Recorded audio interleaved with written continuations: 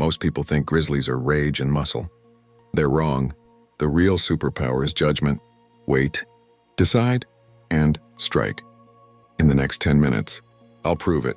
Berry fields stripped like a harvest, salmon runs turned to fuel, and a winter den where survival is a strategy. Watch how the final boss of the woods wins without wasting a step. In the dim light of a pine forest, something moves like a memory. Quiet, heavy, certain. The grizzly doesn't announce itself. It arrives and the woods take notice. Birds go still. Air tightens. Then you see it. A broad forehead, a dish-shaped face, and that unmistakable shoulder hump. Pure muscle built to move mountains one pawful at a time. Long, pale claws curve like tools meant for digging roots, rolling logs, opening ant cities hidden under bark. The coat is grizzled with sun-tipped hairs that catch the light. The neck is thick, the head wide, the eyes surprisingly thoughtful. And if you think you can outrun it, don't. For a few explosive seconds, a grizzly can hit the speed of a galloping horse. But it doesn't waste that kind of power. In the woods, energy is currency. The bear spends it like a master. A year in a grizzly's life runs on timing. Spring is recovery. The bear steps out of a snow-tucked den with a body made lean by winter. Hunger beating like a drum. Meltwater snakes through meadows. Willow buds crack open and the first smells of thaw roll down the slope. Grizzlies start low, sweeping new grass with their noses as if they're reading. They dig for roots and tubers, peel the soil for bulbs, and scan the edges for winter kill, elk and deer that didn't make it through the dark months. When the calves arrive, newborn, awkward, vulnerable, some bears move to open hillsides where ungulates drop their young. It's a short window, a few decisive weeks when speed and surprise pay off. Then the menu shifts again as insects wake and plants explode with life. By early summer, the forest turns into a buffet. Huckleberries blush, serviceberries cluster, wild strawberries hide under leaves. A bear can stand hip-deep in a berry patch and strip it like a farmer with a combine, lips and tongue working with patient rhythm. In the high Rockies, some grizzlies climb to talus slopes where by the thousands army cutworm moths shelter under boulders to escape daytime heat. At dawn, the bears turn stones and lap up the fat-rich insects by the mouthful, tens of thousands in a day, a high-calorie secret few people ever witness.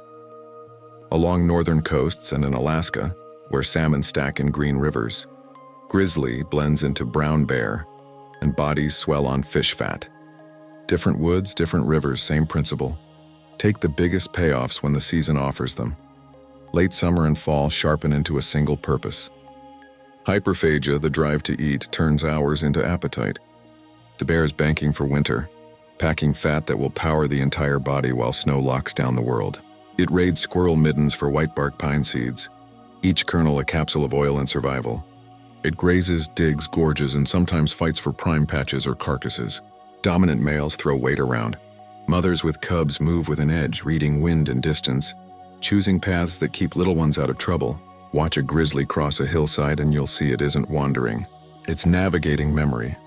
That log with beetles last year, the fence gap that still works, the cold bend of a creek where trout hold behind the same boulder every summer. When first snows stack and daylight fades to hard blue, the bear turns to sleep. People call it hibernation, but for grizzlies it's more like a deep torpor. Heart rate slowed, body temperature only slightly lowered, metabolism dialed down to a whisper. The den might be a tunnel into a north-facing slope or a chamber tucked under the roots of a fallen spruce. Inside, the world becomes quiet.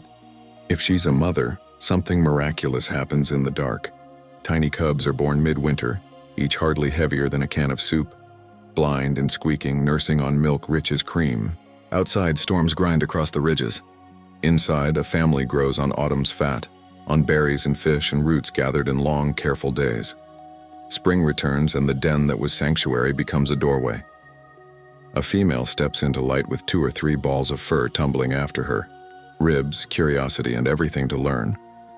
She is soft with them and steel with everything else. A grizzly mother is a lesson in priorities. She teaches food, how to nose a hillside for ground squirrels, how to test a log for beetles, how to rake a riverbank for clams. She teaches distance, which trails belong to big males, which meadows have blind corners, which wines carry lies. She teaches the language of bears, huffs and snorts, a head held high, a head dipped low, a sway that says, back off, a posture that says, I see you, I'm leaving.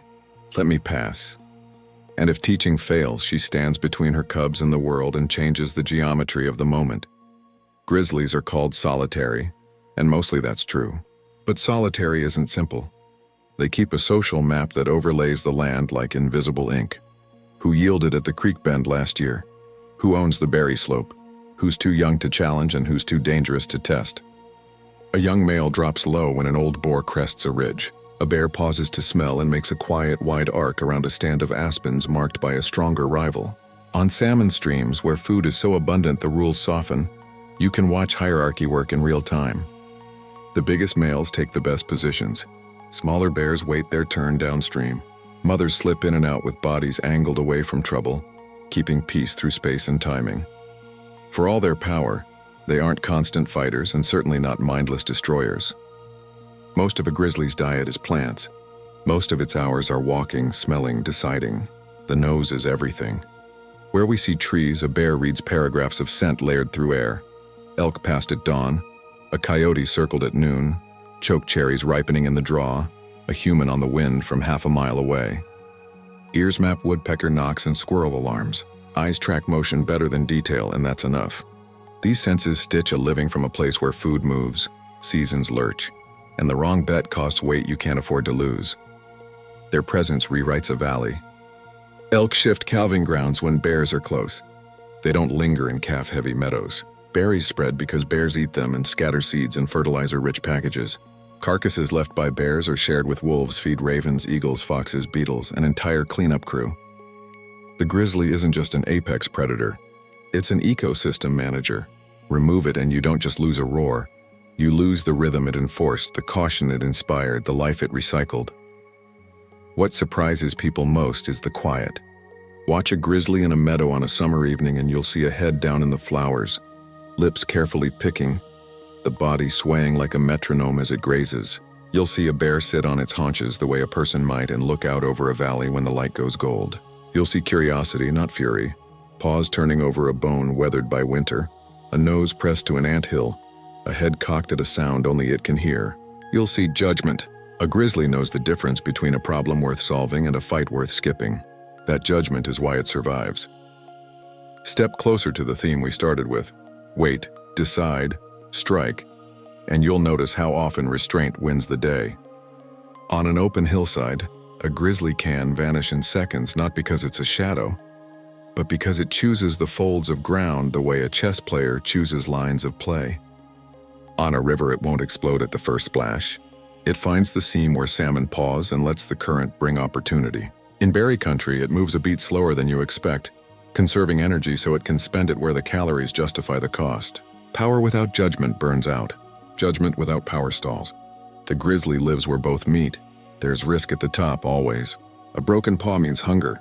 A bad bet in late fall means a lean den and trouble for cubs. That's why intelligence shows up as choices. A bear reroutes after a missed stalk instead of burning the day on a panicked chase. It navigates broken ice like a chessboard, tests the wind like a sailor, and remembers which drainages ripen first after a cold spring. None of that looks like a movie monster. It looks like a working mind in a working body. If you're lucky enough to be in country they call home, give them respect measured in yards and seconds. Keep food locked down, stay alert, carry spray and know the wind. Better yet, learn to watch from far enough away that the bear never knows you were there. The woods are big enough for both stories when we remember whose house it is. So this is what remains when the sound fades. The grizzly doesn't live to impress us. It lives by a stricter clock. Snowmelt and berry bloom, salmon run and frost line, fat gained and fat spent. It walks a country stitched with game trails and scent threads, a world where one hillside can feed you 1 month and starve you the next. In that world, survival belongs to the animal that can wait, decide, and strike without hesitation. That's the grizzly, mighty measured, made for the woods. If that presence pulled you in, stay with us.